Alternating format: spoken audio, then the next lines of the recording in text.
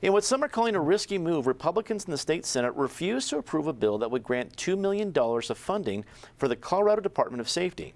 The dispute stems from an amendment to the bill placed by House Democrats, which would fund background checks for concealed carry permits.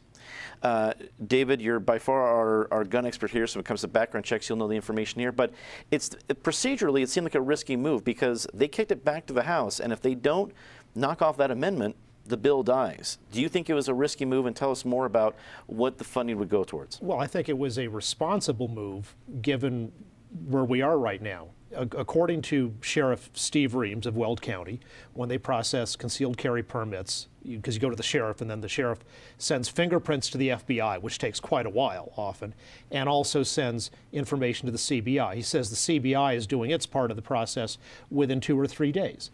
This House amendment from the governor supposedly says if we don't hire 8 new CBI people for concealed carry permit background checks, we're going to have waits of 50 days by the end of the year.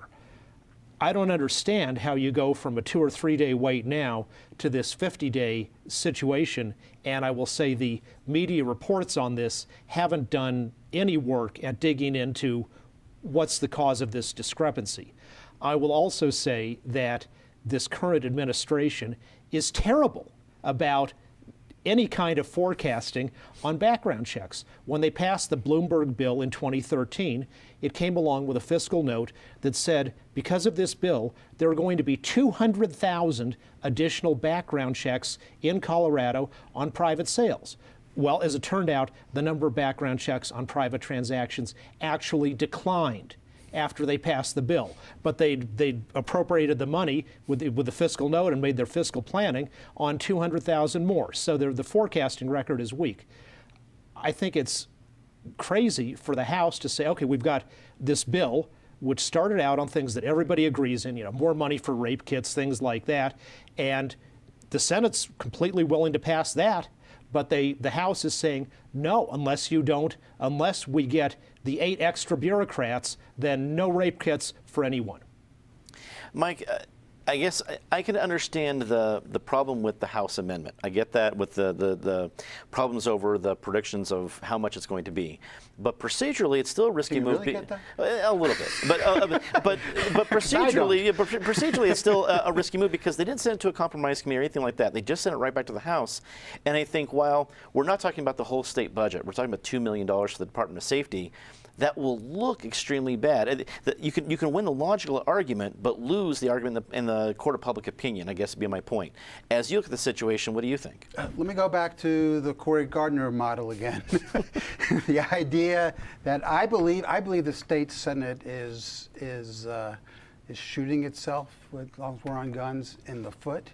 That they're having to defend an issue which says, the governor says it's taking too long for the CBI to get back concealed carry permits. We want to hire people to make it quicker. And the gun people, the gun supporters, are saying, no, it's already quick enough. Even though they're saying we want to get rid of the concealed weapon carry altogether, we want to get rid of the permits. We're saying that no, we're not really inconvenienced by having to wait. We're fine with whatever inconvenience there is, except we want to get rid of it altogether. So they're stuck with this argument. They're saying we're willing to have a showdown in the early in the session. You don't usually have showdowns this time of the session. You usually have them all in the last week. They have a showdown now and say we're willing to give up on the rape kits and the DUI tests and the child abuse stuff because we don't want our concealed carry constituents to get their guns more quickly. This is a crazy argument that they will lose. This is a showdown that will allow Democrats a free shot at saying, you guys have brought DC dysfunction to Colorado. This is what Cory Gardner said. Cory Gardner said, that he was when I was there on the night that he had his announcement, his winning speech, acceptance speech, and he said that he was the tip of the spear going to Washington to end dysfunction in D.C. Well, dysfunction in D.C. hasn't seemed to change very much, but it seems like he left that spear with the Senate Republicans, and they've been aiming it right towards their foot. Mike, I get your point, especially. I got to believe Cory Gardner is going to really enjoy the different comments you've had on the show. Natasha, again, there's the issue at hand that they're talking about with background checks and the difference between they have with Governor Hickenlooper, but there's also the fact that the Senate Republicans have not been bashful this session so far. We've only been into it for about a little over than about a month and a half or so. We've seen them in the headlines over and over again, taking pretty firm stands on the political right side of things. Is this a step too far, or is this going to be applauded by their supporters? I think it is a step too far. Maybe they've been emboldened by that, success or notoriety that they've had early on here. And regardless, and this is awful because as a journalist, I don't want to say this, but regardless of the specifics or the actual facts, sometimes you have to realize you live in a society where people only read headlines.